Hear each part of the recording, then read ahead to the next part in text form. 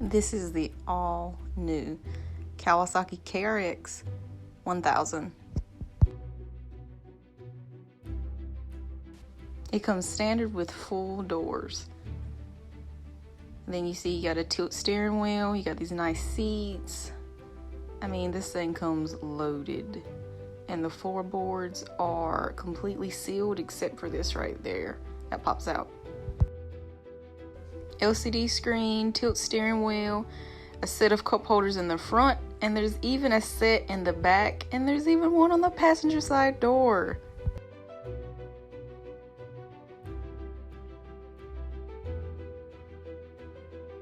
You have your standard high, low, neutral, and reverse. It's CVT belt driven.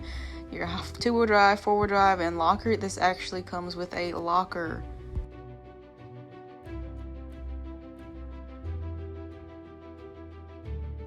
Kawasaki mounted your airbox breather up really nice and high. So you can actually go through some pretty deep water in this thing from the factory. The KRX is 68 inches wide. It's 75 inches tall and it has a really long wheelbase at 130 inches. This engine puts out 112 horses and it has 77 foot-pounds of torque. This engine is 999 cc's. No turbo, and the oil filter is located conveniently right there. Kawasaki also made the build exhaust and intake really high as well.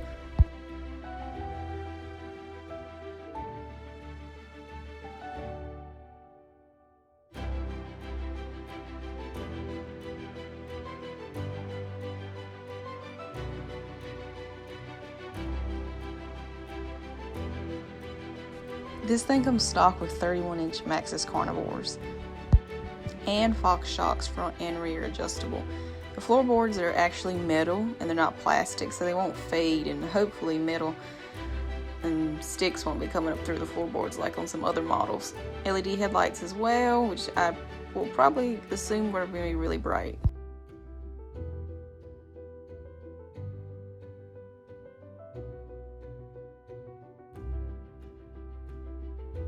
The bed is actually pretty big and it's got D-rings on the corners of the bed for you to lock down your cargo. Just like the headlights, the taillights are also LED as well.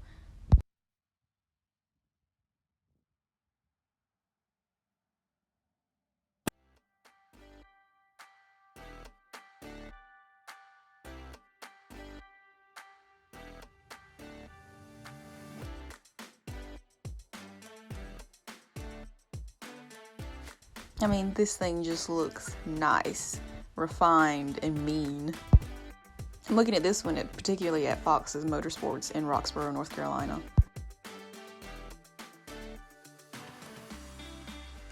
You get a 4-link rear suspension here, and these A-arms are massive. And they're already arched from the factory.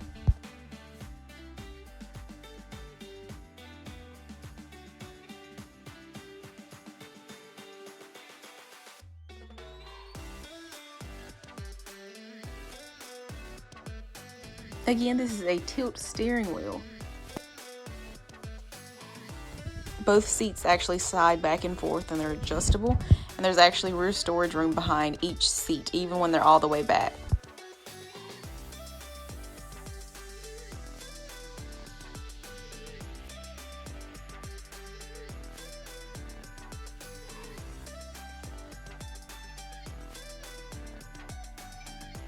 It has about 14.5 inches of ground clearance in the front.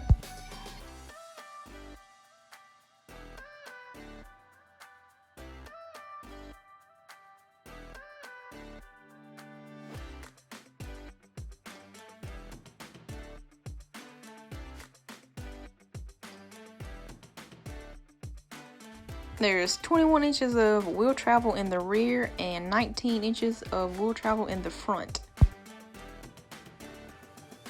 Overall, I think Kawasaki did a pretty good job at building this thing. It looks really overbuilt, and it doesn't look like it'll have a lot of problems, but we'll see once they start getting out and people actually have them and see where the issues are. So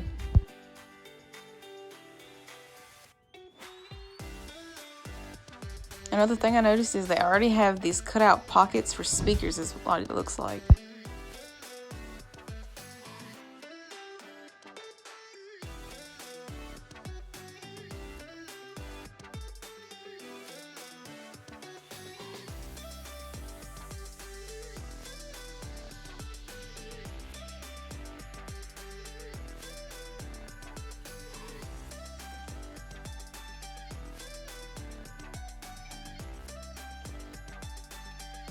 Also, these are 31 inch by 10 by 15 Maxxis carnivores, and these are real beadlocks.